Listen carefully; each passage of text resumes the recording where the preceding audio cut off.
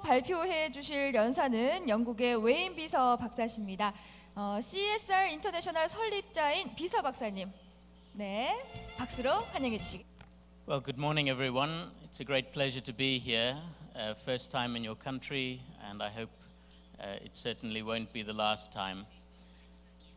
What I want to talk to you about today, and what I want to encourage you to do, is when you hear about CSR or social responsibility, is to really question what we mean by that, and in particular to question whether it has been effective where it's been implemented in the West. So not just to copy what has been done in other parts of the world. Let me start by trying to summarize in one slide what is the dilemma that we face in the world today. Here you see a graph, and on the vertical axis is something we call the ecological footprint. This essentially measures the resources of the world divided by the population. And so all the countries below that red line are countries that are still living within the capacity of the earth. And you'll recognize many developing countries there. You can see China just about to move out of that area. On the horizontal axis is the United Nations Human Development Index.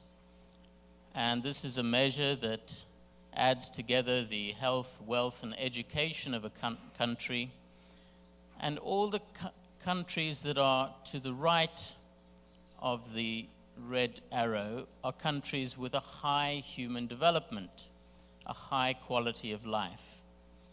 So clearly where we want to be as a world is in this box, which we call the Sustainable Development box. In other words, we want high human development, but also we want to be living within the capacity of one planet. And can you see how many countries are in that box? It's basically empty. And there is our problem. The only way that we've figured out how to bring about human development is by sacrificing our environmental resources.